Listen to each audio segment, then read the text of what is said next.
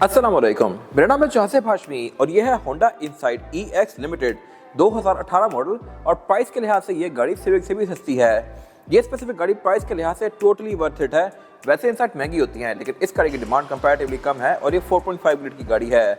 अगर बात कीजिए प्राइस की तो ये EXL है, 18 मॉडल है, 21 इंपोर्ट है, इस्लामाबाद रजिस्टर्ड है, 4.5 ग्रेड की है और इसकी आस्किंग 83 लाख है। इतने में आपको यूज में सिविक मिलती है, जबकि ये गाड़ी उससे बहुत बेहतर ऑप्शन है क्योंकि एक तो ये हाइब्रिड है तो आपको एवरेज अच्छी देगी, फिर इसकी परफॉर्मेंस भी जबरदस्त है। इसमें रिम भी खूबसूरत लगे हुए हैं। सीट्स इसमें एल्केंटारा वाली हैं, इलेक्ट्रॉनिक सीट्स हैं, क्लाइमेट कंट्रोल डुअल जोन है। इसमें जो मीटर है वो बिल्कुल नई वाली सिविक जैसा है। पैडल शिफ्टर भी ये गाड़ी ऑफर करती है और इसमें और भी ऐसी बहुत सारी चीज़ें आती हैं जो कि इस गाड़ी को टोटली वर्थ इट बनाती हैं।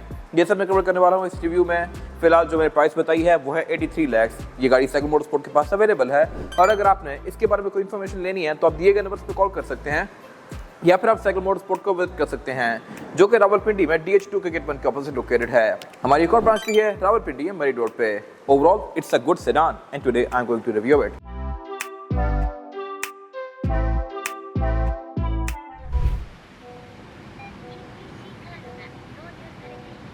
Let's start with the exterior of this car.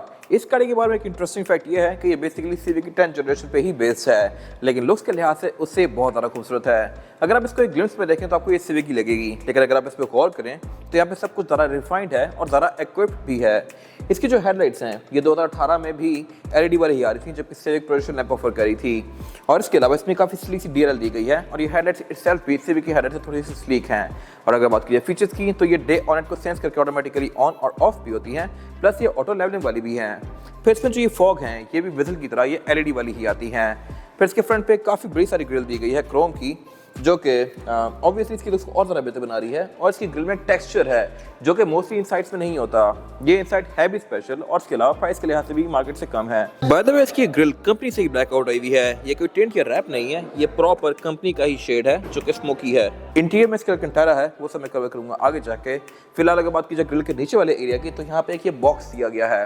ये बॉक्स बेसिकली रडार के सेंसर्स हैं जो कि सिविक में अब जाके आने शुरू हुए हैं। ये गाड़ी इतने पहले से ऑफर करी है। और अगर बात कीजिए इस गाड़ी की साइड प्रोफाइल की तो यहाँ भी ये गाड़ी काफी ज्यादा खूबसूरत है क्योंकि रिम इसमें स्टैगर्ड लगे हुए हैं, यानी कि अगले कम चौड़े हैं, पिछले ज़्यादा चौड़े हैं। फिर यहाँ भी 18 इंचेस के एग्जैक्ट स्टैट्स में कवर करूंगा आगे जाके। फिलहाल अगर बात कीजिए फीचर्स की, ये गाड़ी ब्लाइंड स्पॉट मॉनिटर्स भी ऑफर करती है। इसमें इंच पड़ल लेंस भी आते हैं और इसके अलावा इसके साइड मिरर में इंडिकेटर भी हैं, ये साइड मिरर हीटेड भी हैं। ये सब वो चीज़ें हैं जो कि सिविक एक्स में नहीं आती। साइड मिरर देखने में तो काफ़ी हद तक वैसे ही हैं लेकिन सिविक के साइड मिरर से बहुत ज़्यादा इक्विप्ड हैं। फिर इसके अलावा इसके साइड पे एक क्रोम की फ्रिल दी गई है जो कि एक्स्ट्रा है। इसके अलावा यहाँ पे हाइब्रिड की बैजिंग आती है जो कि शो करवाता है कि ये एक हाइब्रिड कार है। और अगर बात की जाए इसकी एब्सोल्यूट साइड प्रोफाइल की तो ये भी लुक्स के लिहाज से डिसेंट है। कहने को तो ये सिविक एक्स ही है लेकिन यहाँ पे चीज़ें ज़्यादा रिफाइंड हैं। इस तरह से कि इसमें स्मार्ट एंट्री दोनों साइड्स पे आती है, सिविक में सिर्फ ड्राइवर के पास आती है। बाकी ग्राउंड क्लियरेंस के लिहाज से भी स्पेसिफिक गाड़ी बेहतर है क्योंकि इसमें रिम बड़े लगे हुए हैं तो ये आपको खड्डों वगैरह पे तंग नहीं करेगी, ना ही ब्रेकर्स पे। फिर इनसाइड में जो ये एयर प्रेस हैं ये कंपनी से ही आते हैं, लेकिन एक चीज़ में ये गाड़ी सिर्फ लाइक करती है और वो है सनरूफ। सिविक सनरूफ ऑफर करती है पाकिस्तान में, ये ऑफर नहीं करती। और अगर बात की जाए इस गाड़ी के फ्यूल टैंक की तो ये गाड़ी 40 लीटर का ऑफर करती है। ये भी एक चीज़ इंटरेस्टिंग है। सिविक में टैंक 47 या 50 लीटर्स का आता है, इसमें वैसी ही गाड़ी होता है वो टैंक छोटा है। और इसकी वजह यह है कि इसमें इंजन हाइब्रिड है तो इसकी कंजम्पशन सिविक से बहुत बेहतर है। ये आपको 20 प्लस की एवरेज आराम से दे सकती है, तो 20 प्लस की एवरेज के साथ 40 लीटर्स भी अच्छा खासा चलता है। बाकी इसमें एंट्री एग्जिट भी ठीक है। ये लॉन्ग टर्म में आपको निकलने बैठने में शायद थोड़ा सा तंग करे, आपकी बैक में दर्द करे। बाकी ओवरऑल ये गाड़ी ठीक है।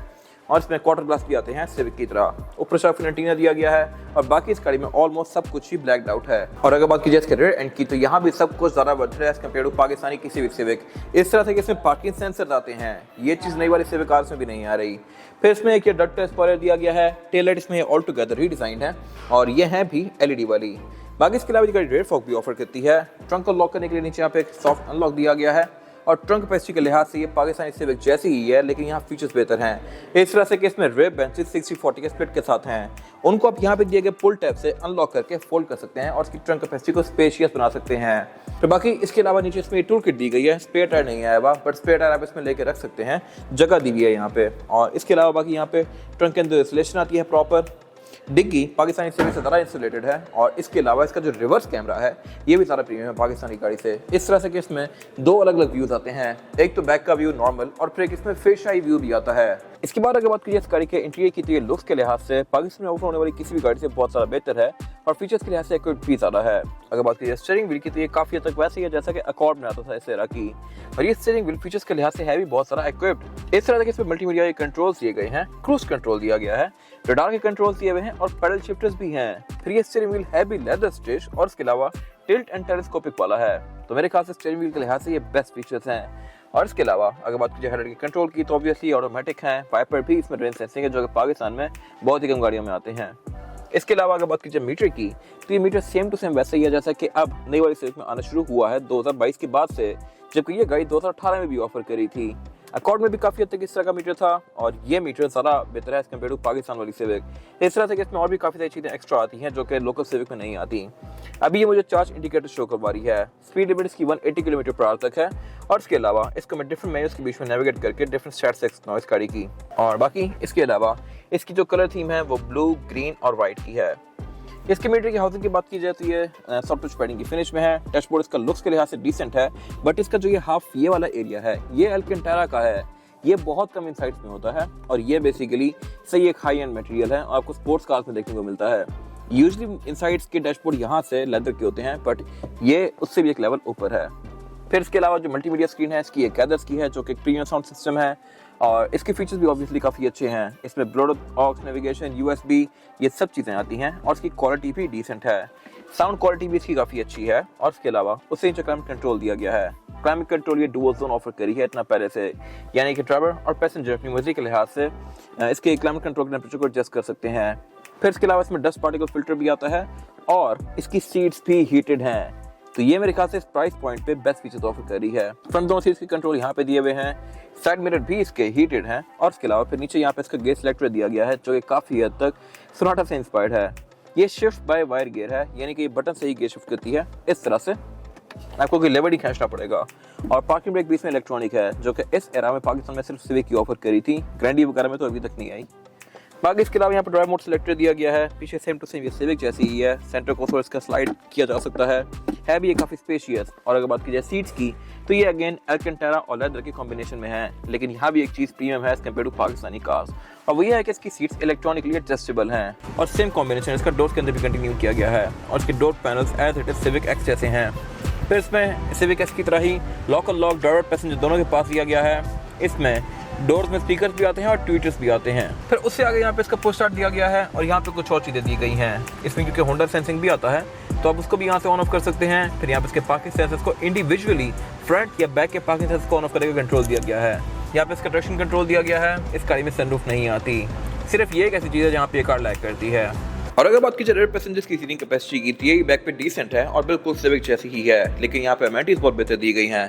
इस तरह से रेयर पैसेंजर्स के लिए इसमें एयर वेंट्स आते हैं, बैक पे सेंटर कंसोल दिया गया है जिसको आप एज एन आर्मरेस्ट यूज कर सकते हैं और इसमें कप होल्डर भी दिए हुए हैं और इसके अलावा बैक पे इसकी सीट्स फ्रंट की तरह ही लेदर और अल्कंटारा के कॉम्बिनेशन में है। फिर इसकी सीट्स में एक चीज़ मज़ेदार है वो ये है कि इसमें फोन्स के लिए अलग से होल्डर दिया गया है। आप इसके अंदर फोन डालेंगे तो ये बिल्कुल नीचे नहीं जाएगा जिस तरह कि आम रात में नीचे चला जाता है, तो ये मेरे ख्याल से एक बेस्ट चीज़ है जो कि सिर्फ इनसाइड में ही आती है। इसके अलावा अगर बात की जाए इस गाड़ी के इंजन की, तो इंजन इसमें एक ही ऑफर होता है 15 सीसी हाइब्रिड। ये वही इंजन है जो कि विसल में भी आता है, होंडा फिट में भी आता है, फिर शटल में भी आता है और इस गाड़ी में भी है और ये आपको एवरेज 20+ की आराम से देगा, जो कितनी बड़ी गाड़ी के लिहाज से मेरे ख्याल से बहुत अच्छी एवरेज है और ये इससे ऊपर भी जा सकता है। परफॉर्मेंस की अगर बात की जाए तो ये गाड़ी 151 हॉर्स पावर प्रोड्यूस करती है जो कि एक सफिशिएंट फिगर है बड़ी साइज के लिहाज से। सिविक जो पाकिस्तान में आती है वो गाड़ी 138 हॉर्स पावर है, ये 151, तो ये उससे एनी डे बहुत ज़्यादा तेज़ है, बट ऑब्वियसली RS थोड़ी सी स्लो है, बट एवरेज क्योंकि इसकी लिए ज़बरदस्त है तो मेरे ख्याल से टोटली वर्थ इट है। ट्रांसमिशन इसमें ECVT आती है और इसके अलावा इसमें ABS, traction control, drive modes ये सब तो आता ही है, लेकिन इसका इंजन भी इतना वेल इंसुलेटेड है कि इसमें कोई आपको एक्स्ट्रा चीज़ नज़र नहीं आएगी। सारे फेंडर्स, शील्ड्स, रेडिएटर वगैरह इसमें सब कुछ कवर्ड है, जबकि पाकिस्तानी सिविक इससे बहुत ज़्यादा एक्सपोज होती है। गाड़ी के सारे जॉइंट्स, पेच, शेड सब कुछ आपको यहाँ पर नजर आ रहा होता है, तो इसमें वैसा नहीं है, हर चीज़ यहाँ प्रॉपर्टी कवर्ड है और बोनट के अंदर में इंसुलेशन दी गई है। इसके बाद अगर बात की जाए इस गाड़ी की टायर साइज की, और टायर साइज जो है इसमें ये है 225, 45 और 18। ये 18 इंचेस का रिम है, लेकिन कोई आम रिम नहीं है, ये स्टैगर्ड है, यानी कि अगले कम चौड़े हैं, पीछे ज़्यादा चौड़े हैं। अगला तो बेसिक नॉर्मल हर गाड़ी की तरह है, लेकिन पिछला काफ़ी चौड़ा है, तो इसका टायर भी थोड़ा सा स्ट्रेच हुआ है और लुक्स के लिहाज से भी बेहतर लग रहा है। और ये रिम कंपैरेटिवली आम रिम्स वगैरह से महंगे होते हैं। तो इस गाड़ी में मेरे ख्याल से सब कुछ ही बहुत फिट है। बाकी इस का रिम मोटर बड़ा होने की वजह से इसके फेंडर और बॉडी में गैप भी कम है, जो कि इसकी लुक्स को और ज़्यादा बेहतर बना रहा है। बाकी इसकी वजह से ग्राउंड क्लियरेंस भी बेहतर हो जाती है। और अब अगर बात की जाए गाड़ी की, तो इसमें ऑल व्हील डिस्क ब्रेक आती है, ABS भी आता है, ट्रैक्शन कंट्रोल भी आता है।